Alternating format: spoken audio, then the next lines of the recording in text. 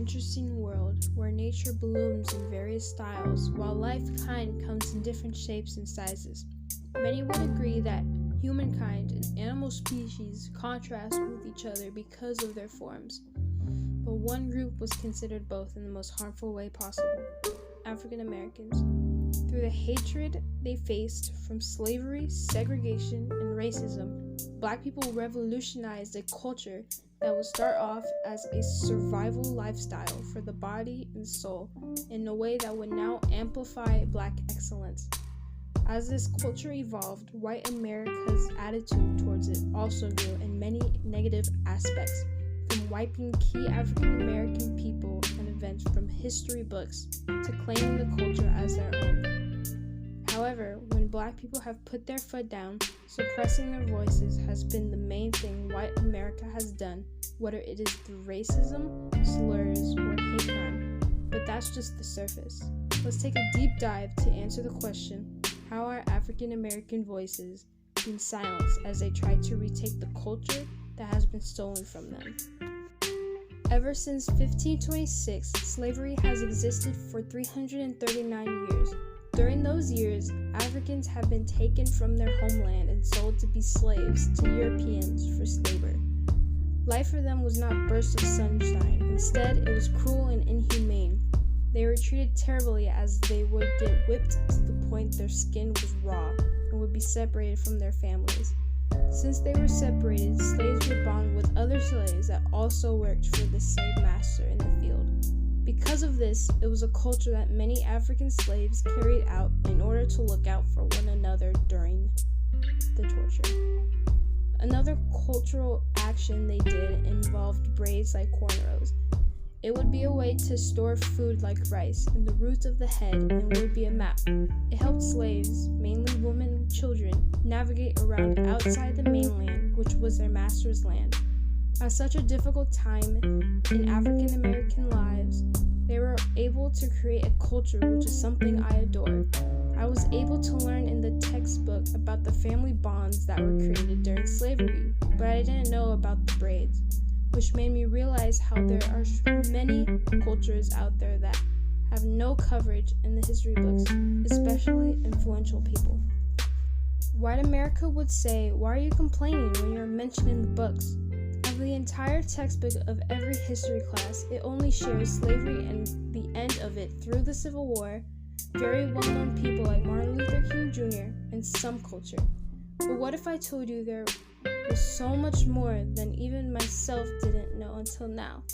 Let me name people like C.R. Patterson, Claudette Colvin, Dr. Gladys West, and John Punch. Any guesses?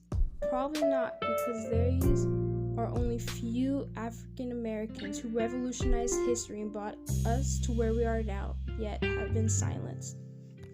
C.R. Patterson was a man who built cars before the famous Henry Ford, and is the first and only African American owned automobile company.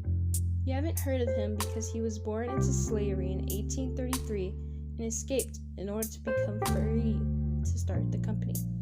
Claudette Colvin was actually the first African American woman to not give up her seat on the bus for a white woman. It happened 9 months before Rosa Parks, a well-known woman in the books. Parks followed her by example after getting to know her through the National Association for the Advancement of Colored People Youth Council. This was my favorite person out of the rest because she was a 15-year-old pregnant girl who didn't have, and I quote, good hair or a fair skin tone, which played a huge role in her not being mentioned in history. Next, we have Dr. Gladys West, who was an African American woman that created the first GPS. She holds a place as one of the Air Force's Space Command's highest honors because of her findings leading to their Hall of Fame. Because of her findings, there are 31 operational sits around Earth. Yet, why isn't she mentioned in the history books despite the achievements she made? Last up is John Punch, who was one of the 20 transported Africans from a Dutch ship named the White Lion in 1619. It was that group that started the rise of slave trades that lasted centuries. He was declared as the nation's first slave according to Virginia's General Court and was was sentenced to a life of servitude. He wasn't mentioned in the books because he was only considered one of the 21st Africans to be traded in exchange for food from the white line, which meant he didn't matter enough to be mentioned. All these people have played a monumental part in where history is today, but not a single one is mentioned. That's because historians have stuck to the white wall construct, which allows a benefit towards white American achievements. For cultural events, it was the same situation.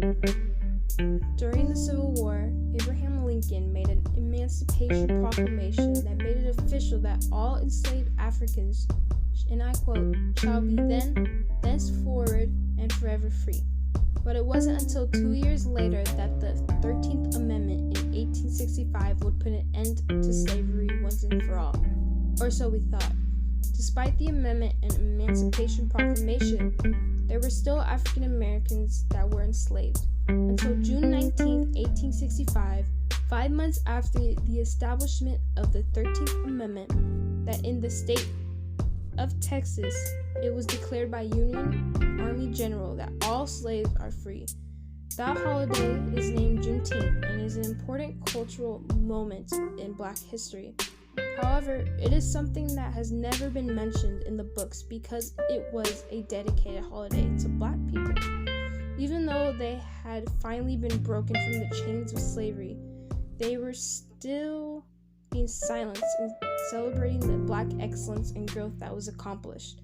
In an article written by H. Sammy Alim named Hip Hop Nation Language, he hears from a rapper in Houston named Scarface say, and anything white America can't control, they call gangster. Since white America at the time didn't understand the feelings freed slaves were going through, that meant silencing them since they couldn't control their emotions. White America today, when it came to Juneteenth becoming a holiday, would say, why do you need another holiday when you have MLK Day? It's selfish. It's the same concept that played out after the abolition of slavery, which brings us to a new era of more culture being uncovered. A lot of you might remember the Harlem Renaissance, which was a movement to create a culture for themselves. From literature to music, art to politics, African Americans were creating a name for themselves in order to express who they are. But what if I mention Black Wall Street? Ring any bells? It was founded in 1908, but was destroyed in 1921, the same time that the Harlem Renaissance was rising. Black Wall Street had churches, restaurants, grocery stores, movie theaters, and private airplanes. It also had a hospital, bank, different offices, and a bus system. To me, I was shocked to hear about Black Wall Street because I had no idea.